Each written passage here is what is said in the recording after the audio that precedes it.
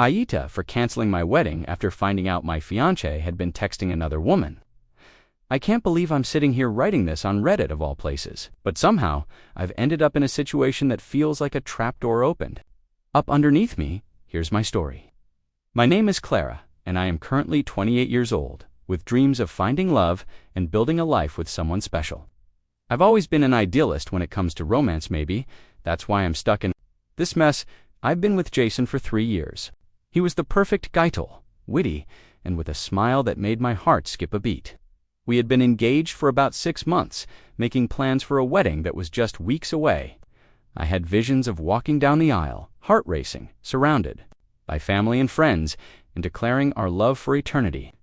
We shared so much, our love for travel, our dreams of having a family, and a mutual understanding of supporting one another's ambitions. At least, that's what I thought a few weeks ago. While sitting on the couch scrolling through my phone, I heard Jason's phone ping. My gut twisted a little, but I thought it was just my anxious nature kicking in. He had left his phone on the coffee table, and curiosity got the best of me. I know, snooping is bad, and I would never have thought to do it if things hadn't felt a bit off recently. I picked up the phone, my heart racing, and glancing over the screen, my blood ran cold. There it was, a conversation with a woman named Sophie. The messages were flirty and suggestive, and as I read through them, I felt sick to my stomach. They had been texting for weeks, and it was clear they had a connection that went beyond mere friendship. My world started to crumble around me. I put the phone down, my hands shaking, and stared into space. I felt as if someone had ripped my heart out. We had built a life together, and now a stranger was taking my place in my fiancé's life. How could he do this to me? How could I have missed it? I waited for him to come back into the room, every nerve in my body tingling with the need to confront him. When he walked in, a casual smile on his face, I couldn't contain my feelings anymore. "Who is Sophie?" I snapped, my voice shaking. The smile slid off his face as confusion washed over him. "What do you mean?" I held out the phone with the texts displayed. My heart was pounding like a drum as I watched his expression shift from bewilderment to dread. "Jason, don't even try to deny it. You've been texting her, and it doesn't look innocent." He looked down at the phone, his face paling. "Clara, it's not what it looks like. I swear, we were just friends. Just friends, really." I couldn't help the sarcasm that tinged my voice, because from where I'm standing, it sounds like you've started a relationship, Jason stammered, trying to explain himself. But all I could hear were lies. I couldn't recognize the man I thought I loved. He had betrayed my trust, and I was reeling. "Clara, please listen to me." I interrupted him. "No, you listen. You've ruined everything. I can't believe you were planning a wedding with me while texting another woman." He reached for my hand, but I recoiled. "Don't touch me. This isn't something you can just brush off. I need to think." What followed was a blur of anger, sorrow, and betrayal that I can barely recount. We argued and cried, but I eventually made a decision. I couldn't go through with the wedding. I had always believed in the sanctity of marriage, and I wasn't about to marry someone who had already toyed with my heart. "I'm canceling the wedding," I declared, tears rolling down my cheeks. "I can't marry someone I can't trust. I deserve better." Jason's eyes filled with desperation. "Clara, please don't do this. I made a mistake. Please, I love you." "Do you see the irony in that?" I snapped back. "You love me, yet you've betrayed me? How do I know you're not texting her right now? How do I know there aren't other women?" I walked out of the house that day, leaving behind not only Jason, but everything our relationship had represented. I felt empty as I left my wedding dress, hanging in a closet, a reminder of a future that would never happen. The week that followed was a painful blur. I canceled the venue, sent emails to family and friends, and walked through the motions with numbness surrounding me. I had initially thought about explaining the reason to everyone, but part of me felt embarrassed. I never wanted this to be my story. While I felt like I'd been hit by a freight train, Jason, of course, was distraught and confused. He kept sending me messages, trying to reach out, promising change. But I couldn't bear to read them. It was at my best friend Mia's apartment. 2 weeks after the fallout, that I truly began processing what had happened. We sat on our couch, surrounded by ice cream and pizza, and I recounted everything in intimate detail. All the while, she positioned herself as the supportive friend, listening and allowing me to pour my soul out. "Clara, you're strong. Are so much better off without him," she reassured me, rubbing my back. "You won't regret this decision." But even though I knew she was right, doubt started creeping in. What if I was making a mistake? What if this was just a rough patch? To add to my sorrow, our wedding had initially been such a joyous occasion. How could I just close the book on it all? That night, I barely slept. I woke up crying, staring at the ceiling, images of a future with Jason flashing behind my eyelids. I remembered his laughter, the way he made me feel safe, and how it felt to share deep conversations late into the night. But those memories were tainted with the realization that they were built on a fragile foundation, something that could easily be shattered. Days turned to weeks, and while I began to adjust to life as a soon-to-be single woman, Jason wouldn't give up. He showed up at my workplace, sent flowers to my apartment, and filled my inbox with messages. I felt suffocated by his presence, and everything inside me screamed that I needed distance. I finally agreed to meet him one last time, needing to impart closure for both of us. We met in a quiet coffee shop on a Tuesday afternoon. As I took a seat across from him, I felt the weight of all that had happened between us. "Why are you doing this, Clara?" he asked, his expression a mix of hurt and frustration. "I messed up. I get it. But can't we work through this?" "Jason, you hurt me? The wound is too deep. I don't think I can ever look at you the same way again," I replied, my voice steady, trying to mask the tremor of grief underneath. "Please, let's rewind to before this happened. All those times where we were so happy, does that mean—" "Nothing," he implored, his voice cracking. "Not anymore. I don't want to live in the shadows of who you've betrayed me with. I can't go back to that person who pretended my love was enough." I looked him straight in the eye, hoping he could see the truth in my words. After what felt like hours of back and forth, we both realized there was nothing left to salvage. With heavy hearts, we said our tearful goodbyes, and as I walked away from that cafe, I finally felt a sense of relief. I started focusing on myself. I indulged in hobbies I had neglected and took spontaneous trips with Mia through the heartbreak. I discovered a newfound strength and love for life that I never knew existed. Then, one early evening while I was out for a walk, I bumped into someone in the park, an old friend, Mark, from college. We found ourselves sharing laughs over coffee, reminiscing about our wildest days on campus. Our conversations flowed effortlessly, and I felt a flutter of excitement each time he glanced my way. As our friendship deepened, I realized I'd forgotten how wonderful it meant to connect with someone authentically. The chemistry between us grew, and for the first time in a long while, I began allowing myself to smile again. Each date felt like a rediscovery of life, and the healing process I thought would take much longer began to mend more seamlessly than I imagined. Soon, I found myself standing at a crossroads, deciding between holding on to the pain or moving forward into this new budding romance. Mark was different. He was open-hearted, kind, and never made me question his loyalty. One night, as we stood on a rooftop overlooking the cityscape, gazing at the stars, he said, "You deserve someone who treats you with the love and respect you've always wanted, Clara. I'm here whenever you're ready." I could have cried. How had I gotten so lucky? Suddenly, my heart was pounding with the thrill of newfound possibilities. As we left the rooftop, hand in hand, I felt grateful for the journey I had taken, even with its painful memories. Looking back to that moment when I first found Jason's messages, I could now see it was a turning point that ushered me into a more beautiful chapter of life. Yes, it was hard. Yes, I felt broken. But the truth is, finding a love that uplifted me like this made every tear worthwhile. I was not just Clara, Jason's girlfriend. I was Clara, a woman deserving of a love that was whole and true. And so, dear Reddit, as I type this story, I know now more than ever that sometimes the best thing you can do is choose yourself first. So, AITA for canceling my wedding. No, I am not the villain in my story. I reclaim my narrative, one rooted in strength, resilience, and the promise of a love that is yet to come.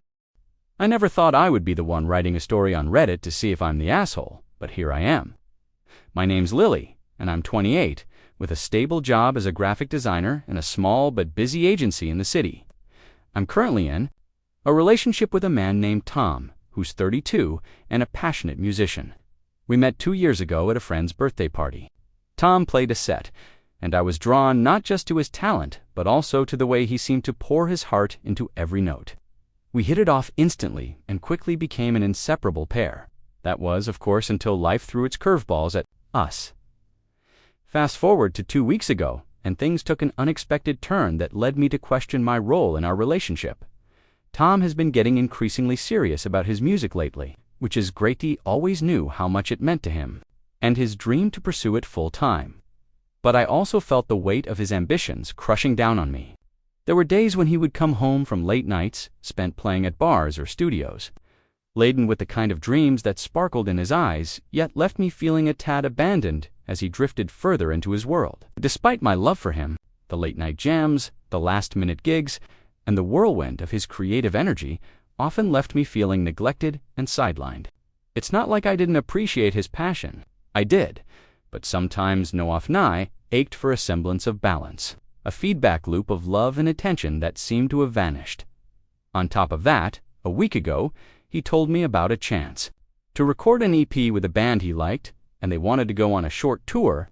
I could see his excitement bursting through the seams, and I fought hard to stifle the anxiety rising within me.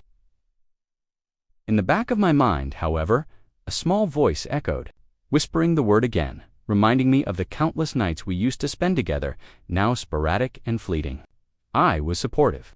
I cheered him on, encouraging him to follow his passion. But with every layer of excitement I peeled back from his words, a little voice grew louder. It was then that I began to harbor thoughts maybe I was losing him, and if I let him go on this tour, a new piece of him would fracture away from me irreparably. The night before, he was set to leave. I finally gathered the courage to voice my concerns.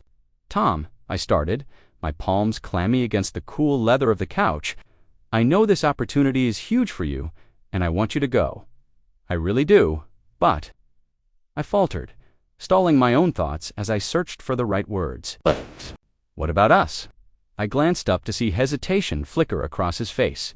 It felt like a weight pressing down on me, but resisting the pull of gravity was becoming exhausting.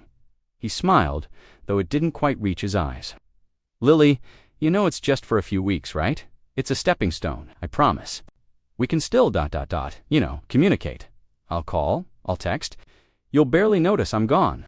But I wasn't convinced, and I wasn't sure if it was the sting of jealousy whispering above my reasonable thoughts, or a gut feeling that I couldn't silence. What if you change? What if I change? What if this is the last time I'll ever have you as you are right now? I felt the desperation claw at my throat, but instead of bolstering my argument, it only seemed to confuse him. "Lily, I'm not leaving you. Please don't think that way. I'm just trying to follow my dreams. Isn't that what you want from me?" It was at that moment that I recognized the root of my uneasiness. What kind of partner was I if I couldn't let him chase his dreams? But still, there was an ache, a genuine fear that the man I loved would be altered, molded by the paths he had yet to tread. I ended the conversation in a flurry of silent contemplation, pushing my fears into the back of my mind while resigning myself to the fact that Tom was headed for a life that didn't include me in the way I wanted. That harrowing night loomed over me like a shadow as he packed his things, his guitar case briefly bridging the gap between us in a way that felt almost symbolic. The first few days after Tom left were a whirlwind. I dove into work, trying to bury my thoughts beneath layers of design and deadlines. The hustle held me in a trance, but the minutes morphed into hours where I'd find myself lost in a daydream. Imagining proponents of our life together, I crafted imaginary texts in my head, messages of triumph from him, photos from cities I'd never been to, stories yet unwritten. Yet every time I thought of reaching out, the doubt trapped me in this cycle of worry. Days rolled on, each dissolving into the next, and with every passing moment, my anxiety grew more pronounced. Tom's open expressions of joy began to warp when filtered through the lens of my worries.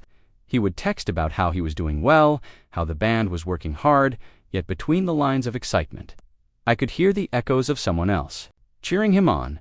It was on day 6 of his tour that everything spiraled out of control. Late in the evening, I felt the sudden urge to reach out. I texted something simple. "Hey, miss you. Hope you're well.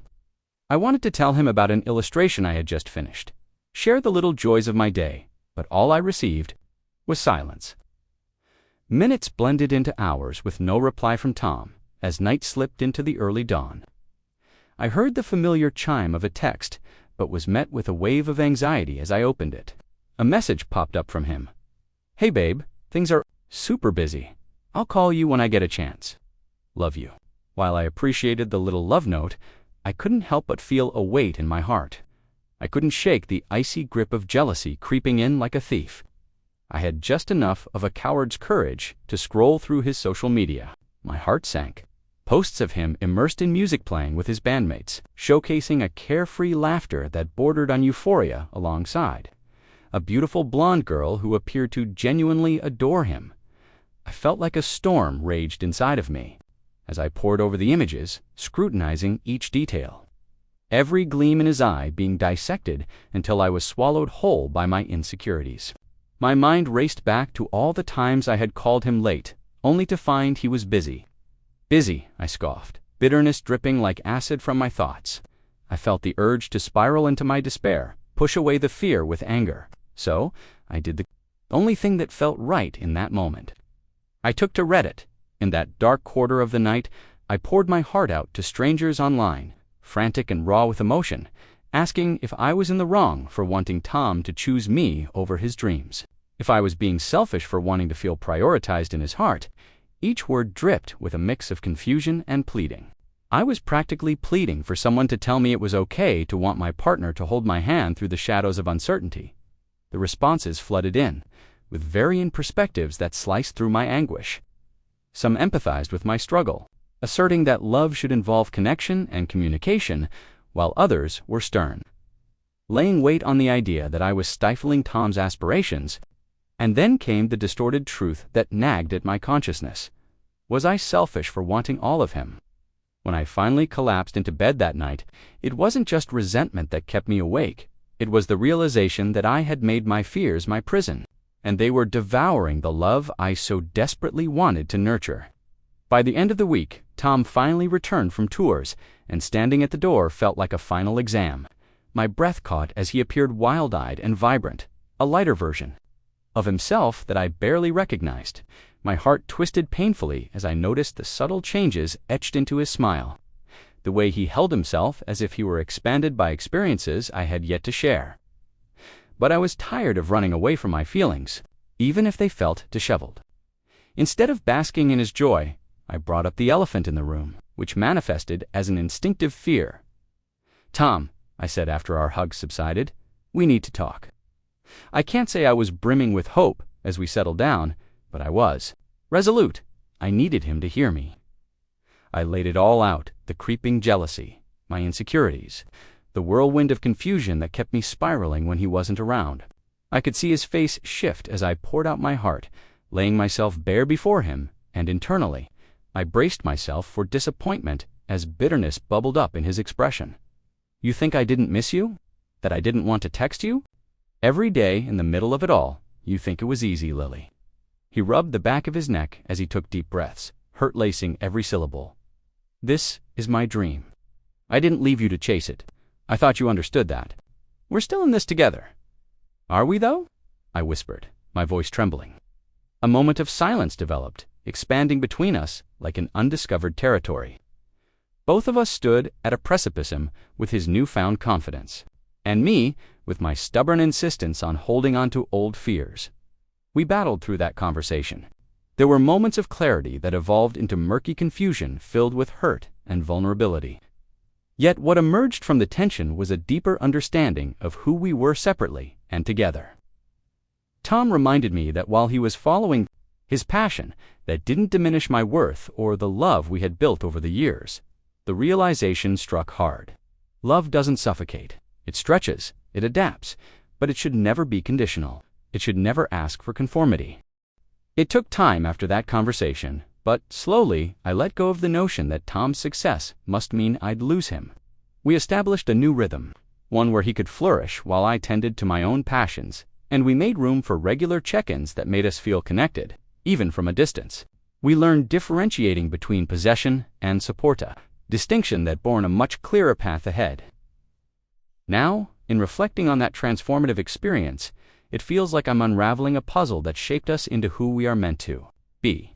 And as I sift through the vibrant memories of those early days, how we began from two different worlds, merging our lives into Wunai, realize there is beauty in allowing someone to soar, to inspire you to shine, not dimming the light. If you ask if I'm still the asshole, perhaps, but sometimes we get lost in ourselves, lost in fear. The intention remains true even when muddied by insecurities. And now, looking back through the lens of love, I cherish that journey compromises, conversations, and all love not as a prison but as a sanctuary of growth, as it should be. I never thought I'd find myself on Reddit, much less in the Am I the Asshole section. But here I am, nervously tapping away at my phone, hoping to find some clarity amidst the chaos of my life. Let me set the stage. I'm a freelance graphic designer living in a charming but cramped one-bedroom apartment in the heart of the city. I love my small space. It's my sanctuary. I've poured everything into making it a home, filling the walls with vibrant art and stringing fairy lights around my small balcony. But all that nicety crashed down last summer when I met Evan, a dashing, intriguing writer who seemed to unravel something I'd long tucked away. We met at a local coffee shop that I frequented.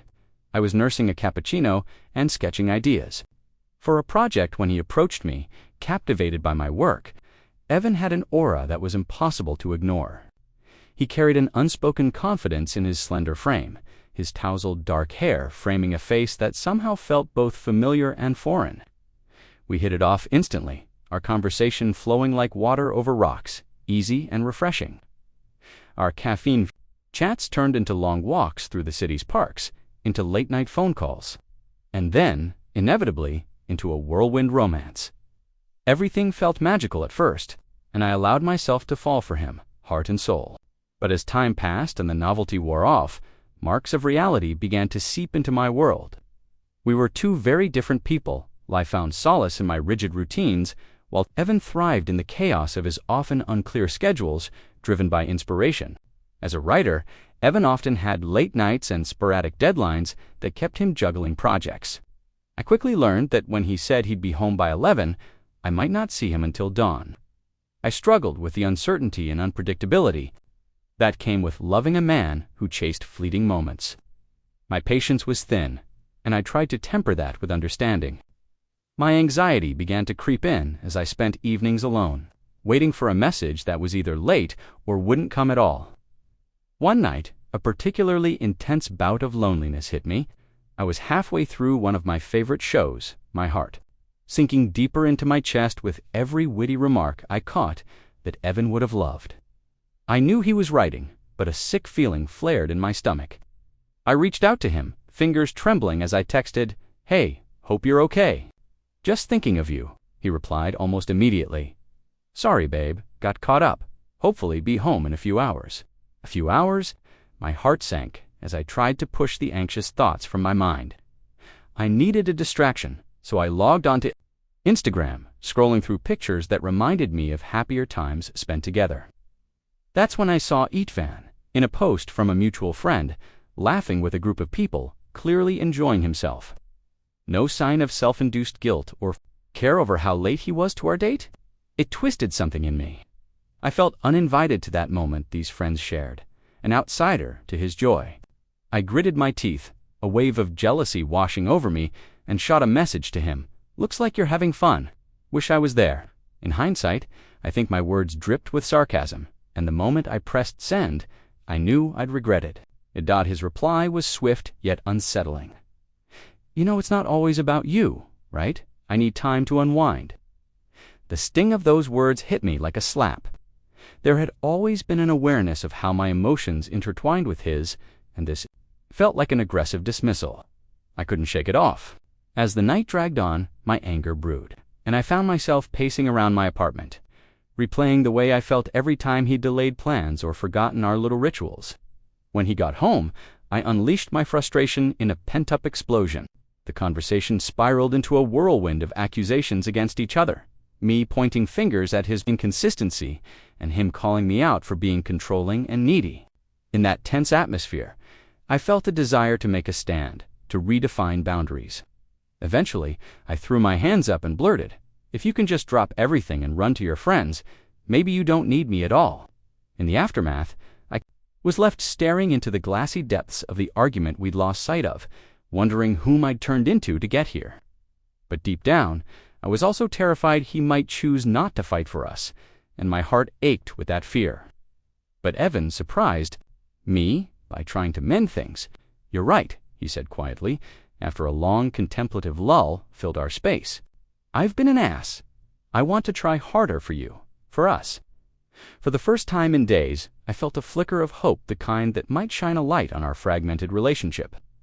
But life has a way of throwing curveballs at the most inconvenient. One weekend, we had a plan. Evan had promised me a whole day dedicated to us, good food, some art galleries, even a candlelit dinner. But the night before, I lay awake, excitement coursing through me until I finally dozed off. I was jolted awake to the sound of persistent ringing. I fumbled for my phone, bleary-eyed, a cold knot tightening in my stomach as I saw Evan's name flashing on the screen. Ignoring my instinct to be cautious, I answered, "Evelyn," he breathed, his voice cracking through the static of the connection. I could hear laughter in the background, clear and carefree nearly, drowning out his words. "I'm so sorry. I know I promised, but I'm at Claire's party. I just can't leave yet." My heart sank further into disappointment as I heard the unmistakable cheer of his friends in the background. The phase of bliss I thought was coming crumbled like a house of cards. "Why tell me you want to spend time together when it's clear that's not a priority?" I scoffed, feeling small and angry.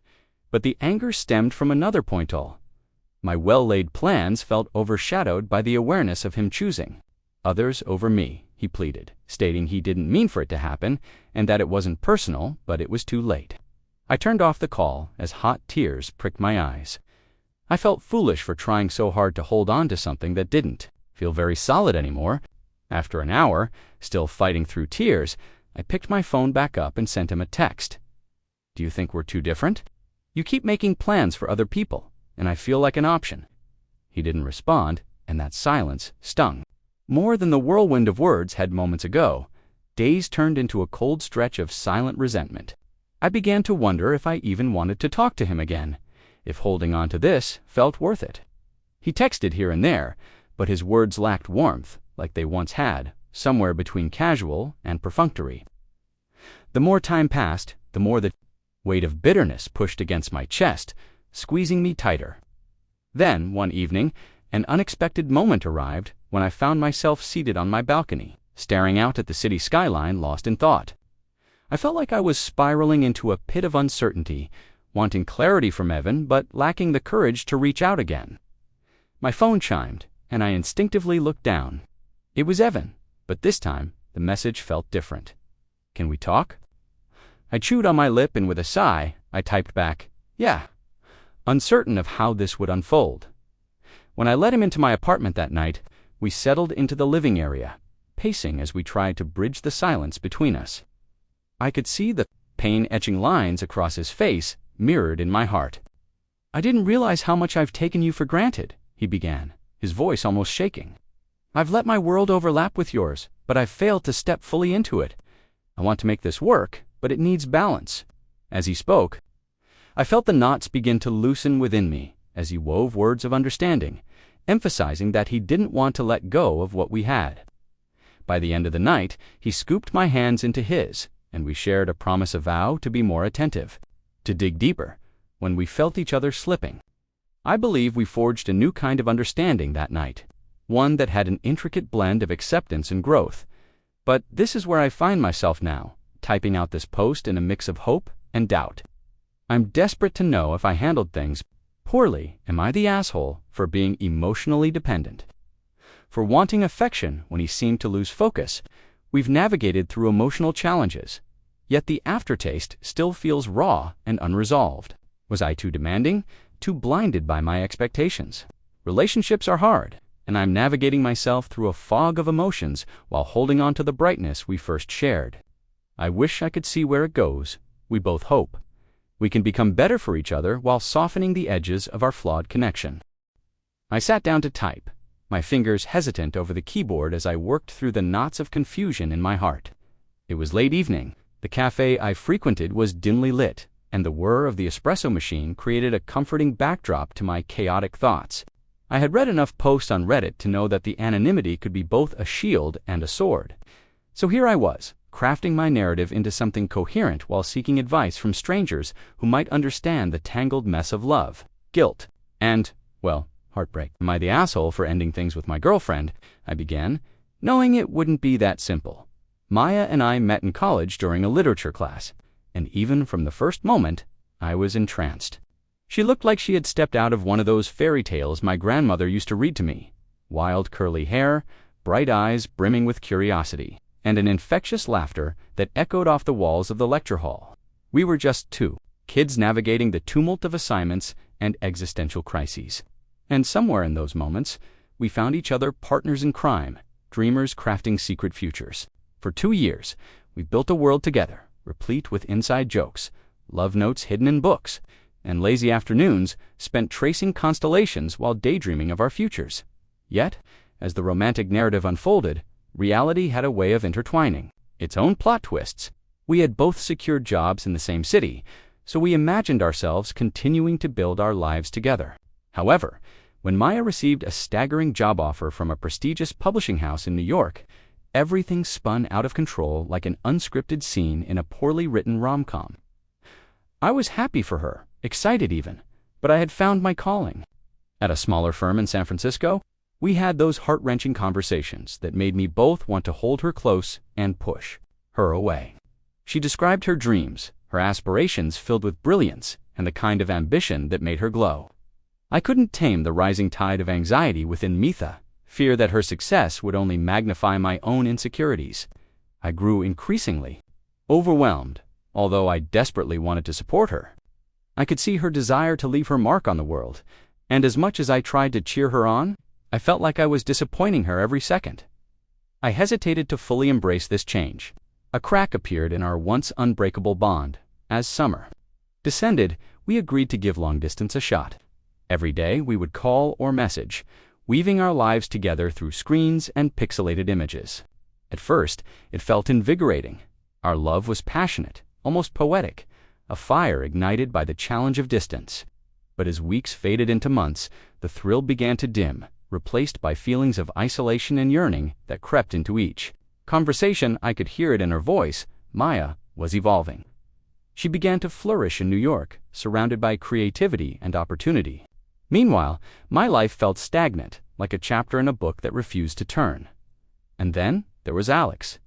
He was a coworker who drew me in like a gravitational pull.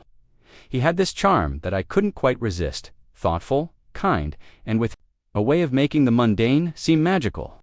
When we laughed together, it felt invigorating in a way I hadn't experienced in a long time. Our chats turned into coffee breaks and marked the moments when I felt most alive in my indifferent routine. It wasn't long before we were spending time outside of work, sharing small pieces of ourselves that made the connection blossom. With each passing day, Alex became a constant in my life, filling the void of loneliness that had seeped in since Maya moved away. The guilt weighed heavily on my shoulders.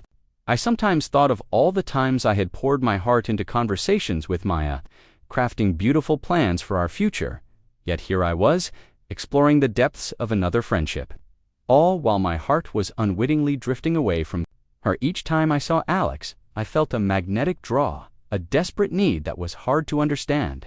I felt torn between two worlds, belonging to neither completely, yet leaving Maya and all we shared felt like a betrayal I couldn't digest. I tried to convince myself it was a phase, that I could return to the fairy tale once Maya finally visited. But when the day arrived and I watched her walk into my apartment, I thought my heart would stop.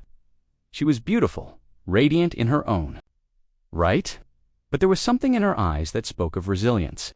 Tempered by uncertainty, our reunion was a bittersweet symphony of emotions.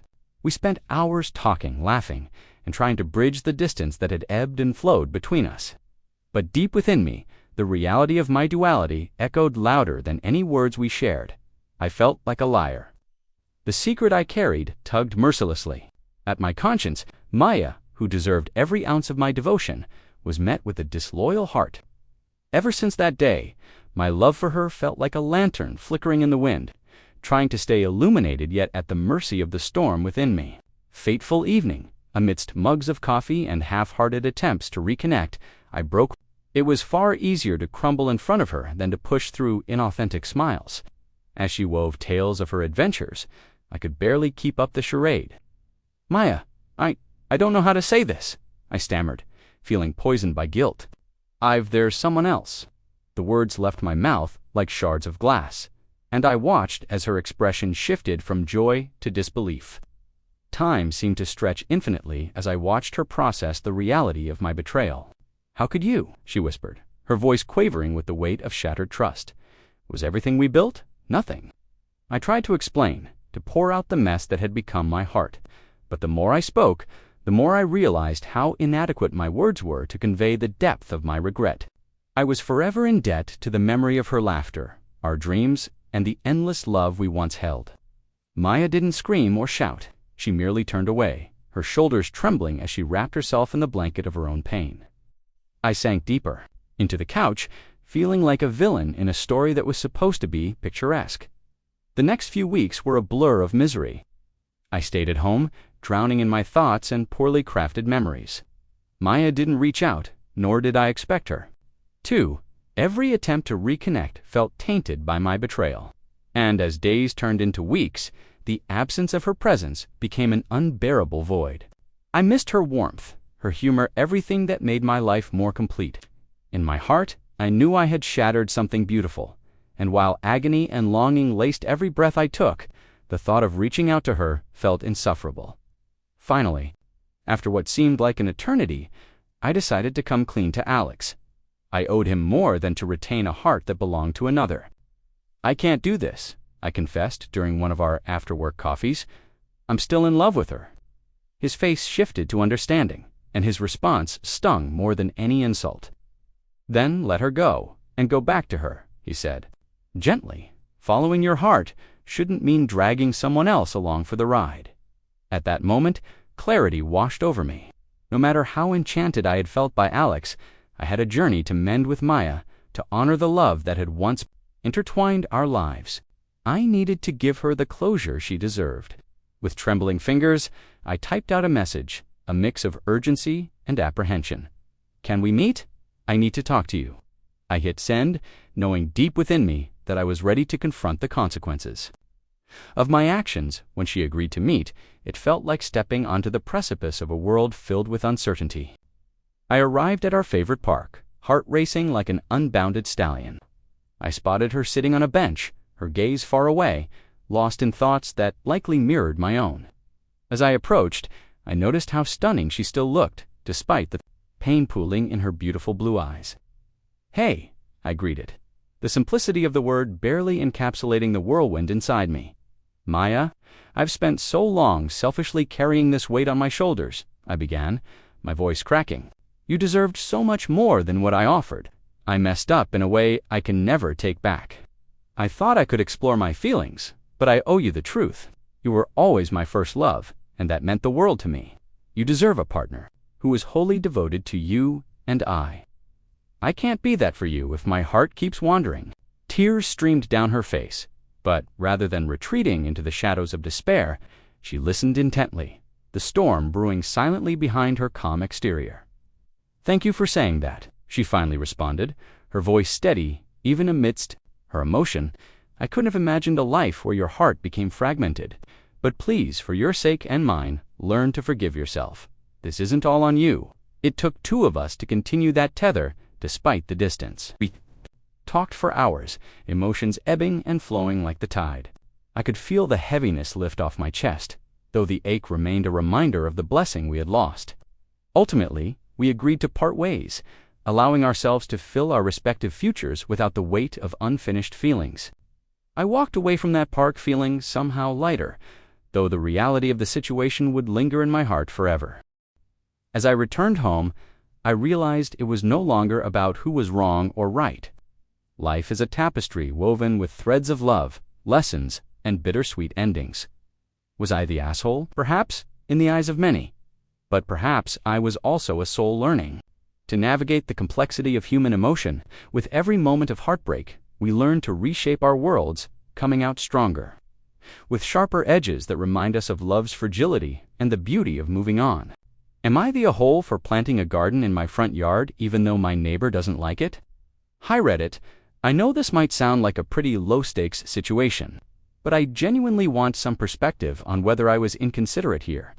I, 32F, live in a quiet, tree-lined neighborhood with lots of retired folks and families. I bought my little bungalow 3 years ago and have been slowly fixing it up myself, bit by bit. I'm not particularly flashy or disruptive. I keep to myself, mow my lawn, wave at neighbors, and bring cookies to the block party every summer. This spring, after a long winter and too much scrolling through gardening Pinterest boards, I decided I wanted to try my hand at something more creative.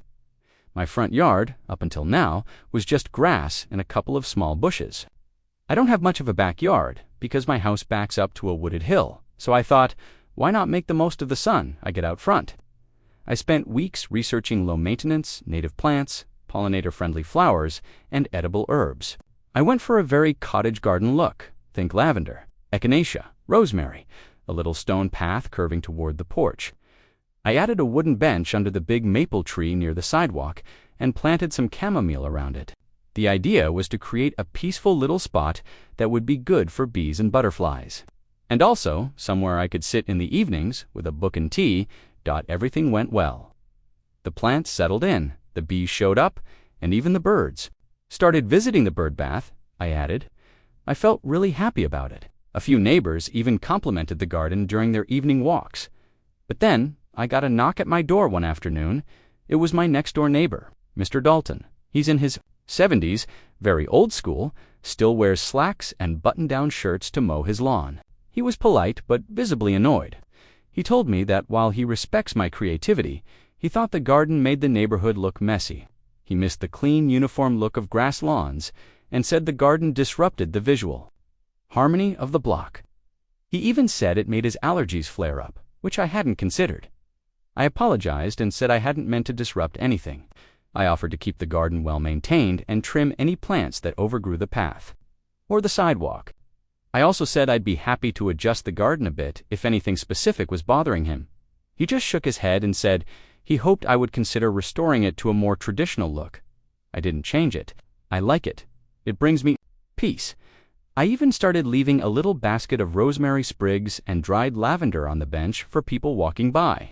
Kids stop and look at the butterflies. I saw someone sketching in a notebook there once. It's become a sweet little part of the block, or so I thought. Mr. Dalton hasn't spoken to me since. He glares when I water the plants and refuses to wave when I greet him. So, Reddit, am I the a-hole for planting a garden in my front yard when my neighbor preferred I stuck to grass? Am I the a-hole for refusing to babysit my girlfriend's nephew on my first Father's Day? This is something I never thought I'd be posting, but here we are. Maybe getting it out will help me make sense of the situation, or at least help me understand if I'm really being unreasonable, like my girlfriend seems to think. For the sake of clarity, I'll try to lay everything out as honestly and objectively as I can. I, 28M, have been with my girlfriend, Sophie, 26F, for a little over 3 years now. We have a beautiful baby boy together, Liam, who just turned 7 months old last week.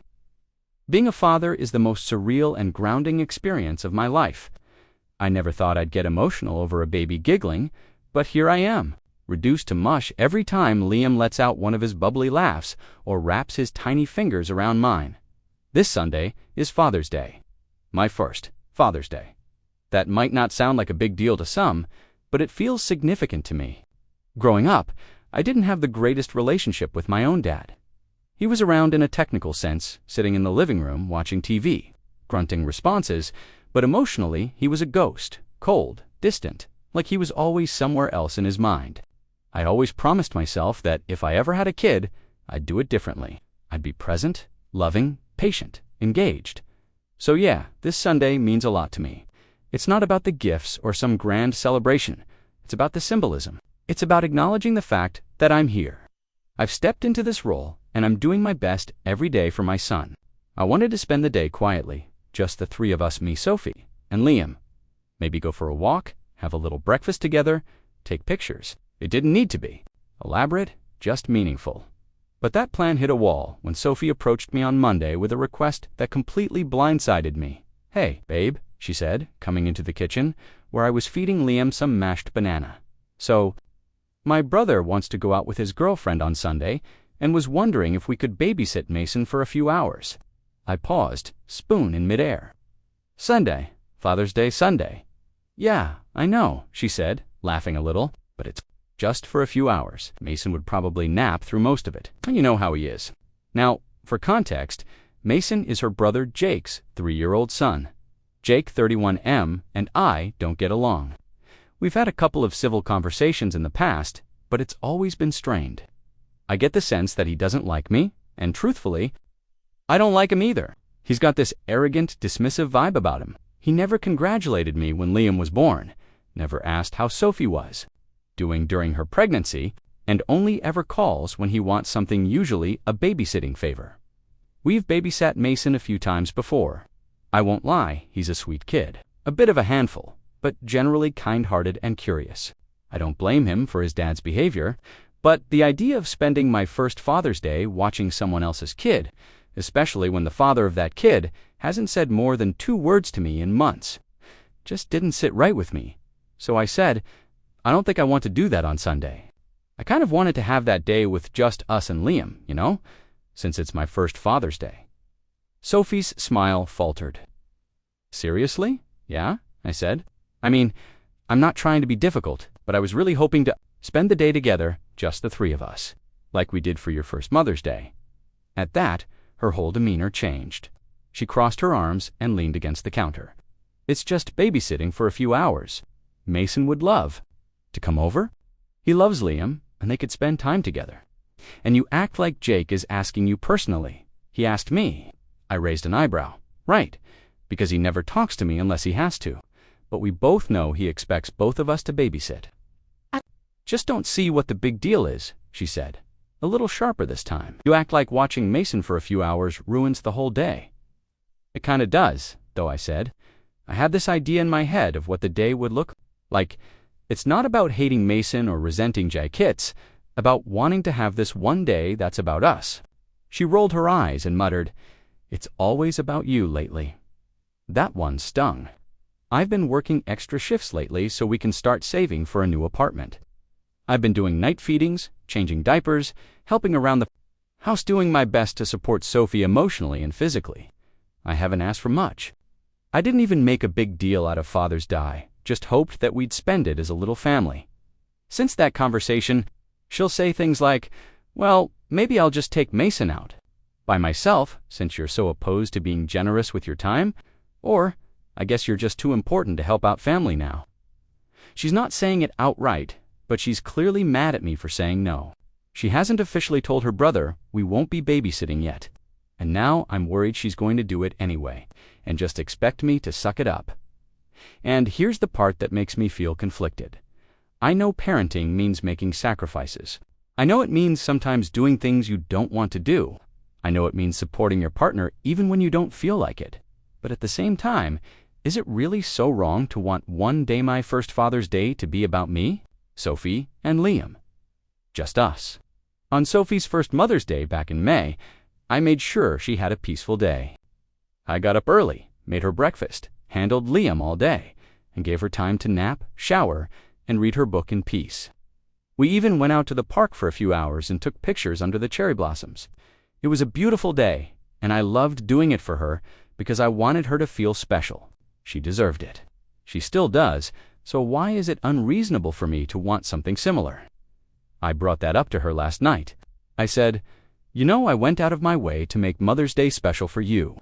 I just thought you'd want to do the same for me." Her response, "You didn't have to. I never asked for that." Double quotes, that ... That just kind of broke something in me a little, because I wanted to do that for her. I didn't do it for thanks, I did it because I love her. And I thought that love was mutual. Now I'm just sitting here, stewing in my thoughts, wondering if I've somehow made a bigger deal out of this than I should have. Is it selfish to want a day that's about celebrating this new role I've taken on? Is it selfish to not want to spend it watching someone else's child, especially when their parent has shown nothing but disdain for me? I've tried explaining it to her again. Tried telling her it's not about Mason or Jaquit's, about us, about creating memories with our son. But she keeps acting like I'm being petty or dramatic. This morning she said, "I guess I'll tell Jake you're putting your pride before helping out family." Again, I just said, "Do what you want," and left it at that. I didn't have the energy to argue anymore, so Reddit, be honest with me. Am I the a-hole for refusing to babysit? My girlfriend's nephew on my first Father's Day. Am I the a-hole for leaving dinner early after my boyfriend's friend introduced me as the current one? I never thought I'd be here, typing out my relationship drama to strangers on Reddit, but I've been spiraling since that dinner. The more I try to make sense of what happened, the more I second-guess myself. My boyfriend and I still aren't seeing eye to eye about it, and it's starting to make me wonder if I'm overreacting, or if I've just let too many red flags slide until this one finally hit me square in the face.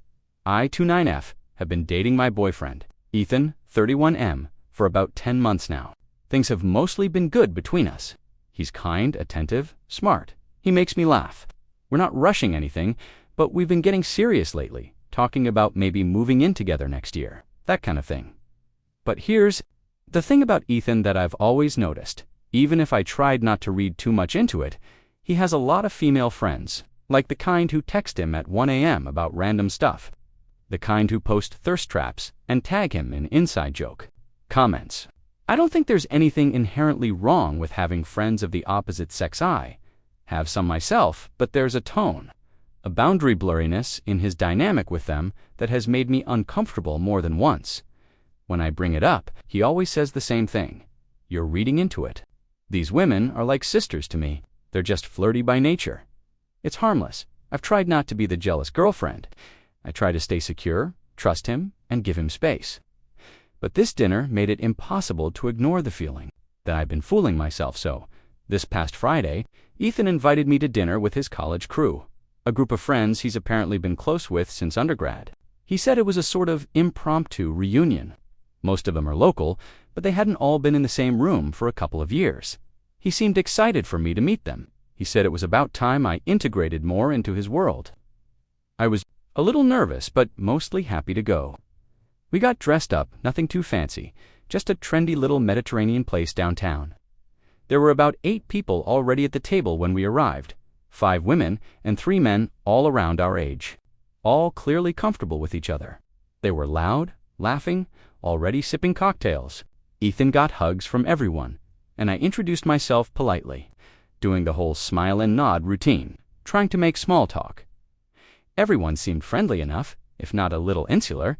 I definitely felt like the new girl. A few people asked me where I was from, what I did for work, but it felt more like polite obligation than genuine interest. Still, I was managing Dot. Then she walked in late by about 40 minutes, but very deliberate about it. Her name was Delilah. Yes, seriously, she was tall, stunning, all legs and cheekbones, wearing a backless black dress like we were at a gala instead of a casual dinner. Ethan's eyes lit up when he saw her, not like he was in love with her or anything, but like he'd just been waiting for the party to really start. She strolled up to the table, arms wide. "Hello, bitches!" Everyone cheered like royalty had arrived. Delilah gave everyone hugs, lingering ones, and when she got to Ethan, she kissed both his cheeks and said, "Missed you. Trouble." I felt like a ghost in my own body. I smiled tightly. Then she looked at me. She took a full second to give me the slowest, most exaggerated once-over I've ever experienced. Head to toe, not subtle, like I was a display piece she wasn't sure was worthy of being in the store. She turned to Ethan, smirked, and said, loud enough for the whole table to hear, "Oh, so this is the current one? Cute, the current one." Time slowed. There was a silence, an awkward beat.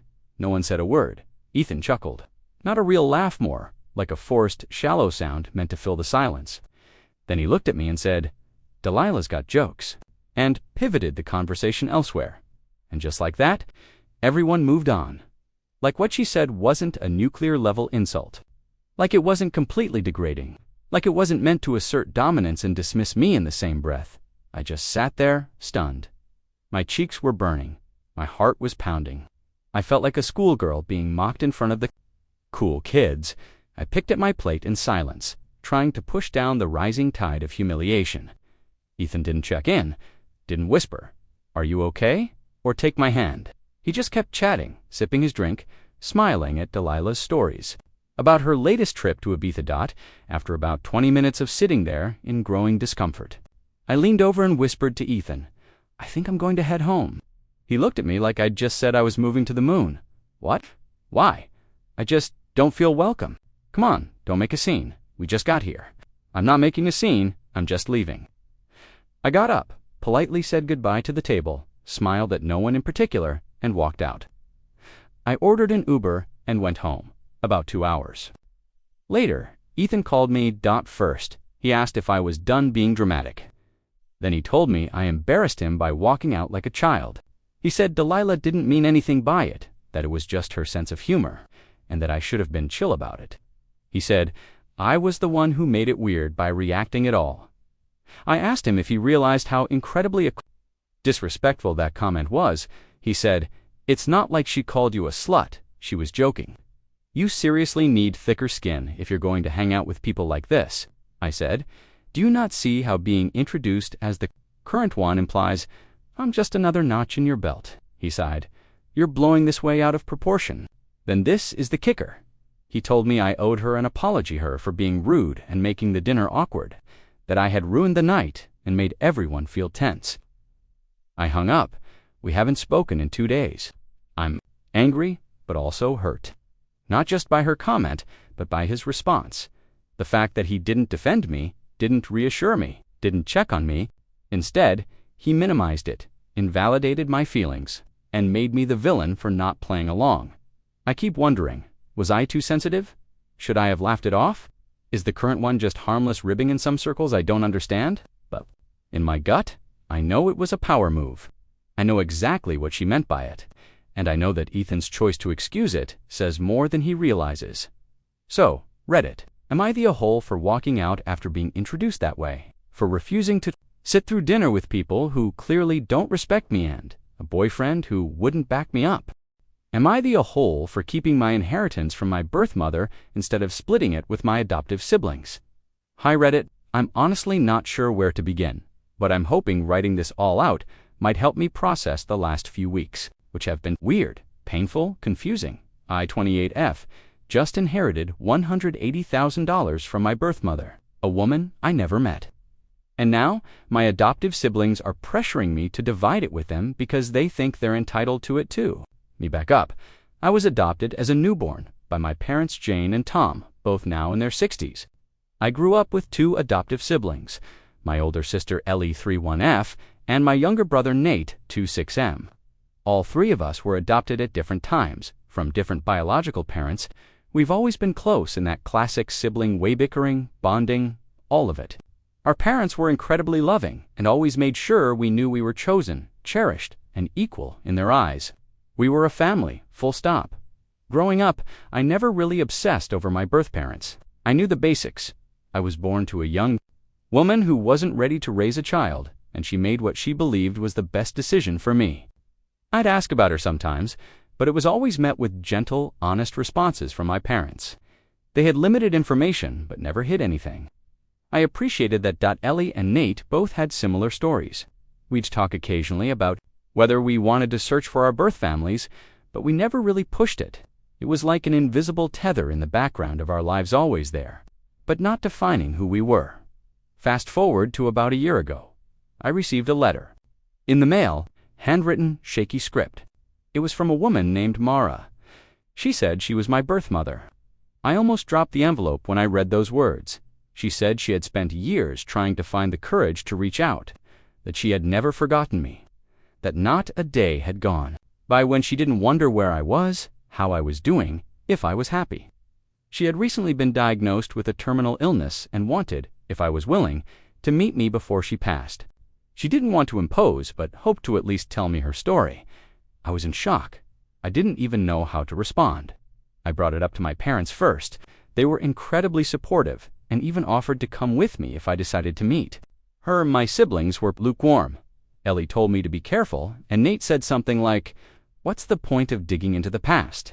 But neither of them was outright negative. Still, I could sense something weird in their reactions, something restrained. Eventually, I did meet Mara, and to be honest, it changed my life.